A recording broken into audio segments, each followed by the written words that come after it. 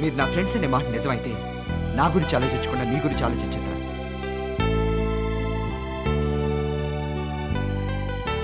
మీకు నిజంగానే సాధించాలనే పట్టుదల ఉంటే నడిచి వెళ్ళి దాన్ని చూడకుండా చేరుకోవాల్సిన గమ్యాన్ని చూడండి. Prasad, what is the next course after this? Prasad, sir, come on, answer my question. ఏంటిది? I love Priya. Okay, I love Priya sir. What? Please get out of the class. Sir, I say get out of the class.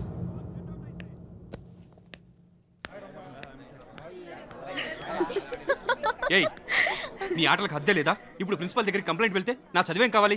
తెలిసింది కదా, ఇప్పటికైనా మర్యాదగా నన్ను love చేస్తున్నానని ఒప్పుకో. చూడు, నా మూడ్ బాగోలేదు. వేళాకోళం వద్దు, నాకు కోపం వస్తుంది.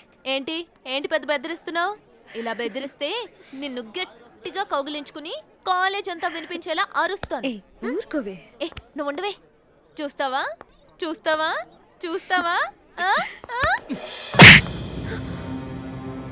నువ్వంటే ఇష్టం లేదని చెప్తూనే ఉన్నా కదా, అయినా ఎందుకే బజార్ దాలా నా వెంటబడుతున్నావు?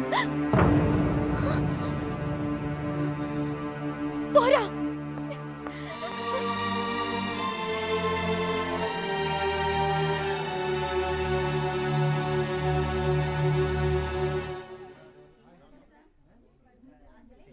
ప్రసాద్, ప్రియ చనువుగా ప్రవర్తించడం చూసి నువ్వు తన్ని మిస్అండర్స్టాండ్ చేసుకున్నావు. పాపం, ప్రియ వాళ్ళమ్మ చనిపోయిన తర్వాత వాళ్ళ నాన్న కొంచెం గారాబంగా పెంచారు. అందువల్లే అది అలా ప్రవర్తిస్తోంది.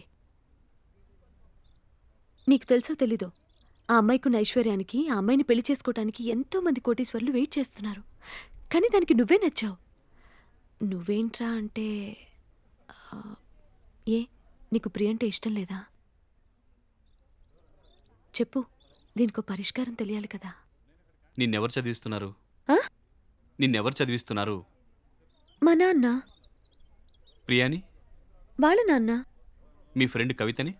వాళ్ళ మావయ్య. చూసావా, ఇక్కడే కాదు ఎక్కడైనా సరే చదువుకునే ప్రతి ఒక్కరిని వాళ్ళ అమ్మ, నాన్న, అన్న, మామ, తమ్ముడని వాళ్ళ వాళ్ళ బంధువులే చదివిస్తారు. కానీ నన్ను చదివిస్తున్నది ఎవరో తెలుసా? నా ఫ్రెండ్. నేను కలెక్టర్ కావాలని వాడు ఎంగిల్ ప్లేట్లు కడుగుతున్నాడు.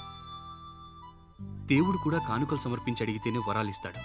కానీ మేము అడగకుండానే మాకు కావలసినవన్నీ ఇస్తున్నాడే, వాడికెలా ద్రోహం చేయను? నాకు ప్రియ అంటే ఇష్టమే, లేదనట్లేదు. కానీ నాకు ప్రేమ కంటే నా లక్ష్యం ముఖ్యం. అంతకన్నా నా గణేష్ దగ్గర నిజాయితీగా ఉండడం ముఖ్యం. ఇవన్నీ తనకి అర్థమయ్యేలా ఎలా చెప్పాలి? ప్రసాద్, నువ్వేం చెప్తున్నావు? ఫ్రెండ్స్ అంటే జాలీగా సినిమాకి వెళ్తారు, లేదా వేసుకున్న డ్రెస్ మార్చుకుంటారని విన్నాను. కానీ అతను కష్టపడి నిన్ను చదివిస్తున్నాడంటే అతను ఒకసారి చూడాలి. మరి మీ అమ్మ నాన్న? అలా ఎవరూ లేరు. ఉన్నవాళ్ళు కూడా నీళ్ళు వదిలేశారు.